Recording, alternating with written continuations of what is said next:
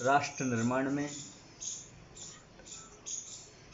और एक व्यक्ति के व्यक्तित्व के निर्माण में सबसे महत्वपूर्ण तत्व होता है शिक्षा। शिक्षा प्राप्त व्यक्ति अपने जीवन का सर्वांगीण विकास कर लेता है। शिक्षा किसे कहते हैं या शिक्षा क्या है, इसे समझना भी बहुत जरूरी है। शिक्षा शिक्ष धातु में अप्रत्यय लगने से बनता है, जिसका अर्थ होता है सीखने या सिखाने की प्रक्रिया। जिसमें सीखा जाए या दूसरे को सिखाया जाए उसे हम शिक्षा कह सकते हैं। शिक्षा एक प्रशिक्षण है जो बालकों में उचित आदतों की प्रवृत्ति उत्पन्न करता है, अर्थात अच्छी आदतें उसके अंदर प्रवेश करती हैं। विद्यालय एक खेत की भांति होता है। जैसे खेत में फसल के लिए खाद पानी दिया जाता है, वहीं दूसरी ओर घास फूस और खरपतवार को उखाड़ा जाता है। बस विद्यालय में भी यही दो काम होते हैं। पहला तो संस्कारों का बीजारोपण, उनको पल्लवित होने के लिए, बढ़ाई करने के लिए, ग्रोथ के लिए खाद पानी की आवश्यकता, अर्थात उनकी वृद्धि की जाती है, अच्छे संस्कारों की वृद्धि की जाती है, अच्छी आदतें सिखाई जाती हैं, अच्छे गुण डाले जाते हैं। और दूसरी ओर वहीं पर जो बुराइयां हैं, दुर्भावना है, दुर्गुण हैं, उनको घास फूस की भांति उखाड़ करके अलग कर दिया जाता है। अर्थात विद्यालय एक खेत है जिसमें चारित्र्य की फसल उगाई जाती है और दुर्भावनाओं की, दुर्गुणों की खरपतवार को उखाड़ा जाता है, अलग किया जाता है। बहुत सारे लोगों ने अपने अपने मत दिए शिक्षा के बारे में।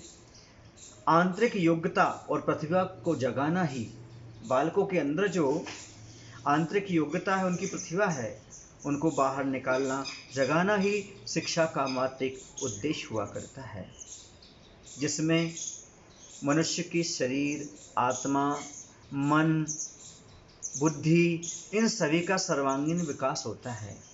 उसे हम विद्या कह सकते हैं। या विद्या सबमुक्त।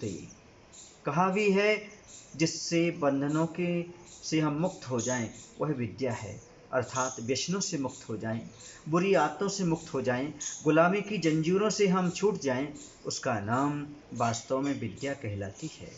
हम किसी भी बुरी आदत के गुलाम जीवन में न बने, ये विद्या का उद्देश्य हुआ करता है। किसी ने तो लिखा भी है, स्वस्थ शरीर में स्वस्थ दिमाग का निर्माण करना ही एक प्रकार से शिक्षा कहलाती है, शिक्षा का उद्देश्य हुआ करता है।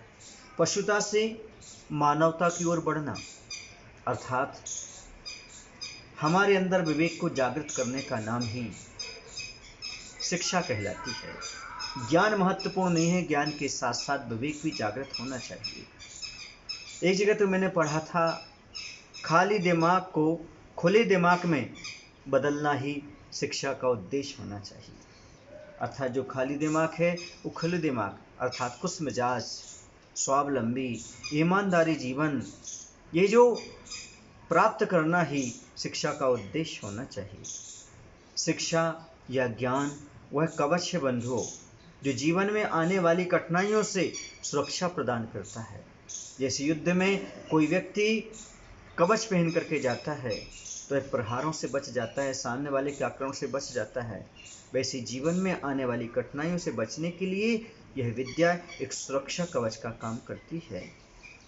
दुनिया में बहुत सारे धन होते हैं, लेकिन ज्ञान या शिक्षा से बड़ा कोई धन नहीं होता। जिसके पास ज्ञान या शिक्षा रूपी धन हो जाता है, दुनिया में सबसे बड़ा धनवान वही हो जाता है। आज वर्तमान में शिक्षा का उद्देश्य मात्र नौकरी हो गया है, लेकिन शिक्षा का उद्देश्य नौकरी प्राप्त करना नहीं होना चाहिए।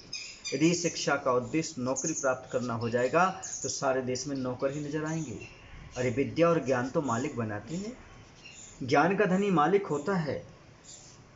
मात्र नौकरी प्राप्त करना, जॉब लग जाना, इस उद्देश्य से शिक्षा अध्ययन नहीं करना चाहिए, बल्कि हमारे अंदर ज्ञान प्राप्त हो, हम जीवन जीने की कला सीख सकें, यह मात्र ज्ञान का उद्देश्य, शिक्षा प्राप्त करने का उद्देश्य होना चाहिए।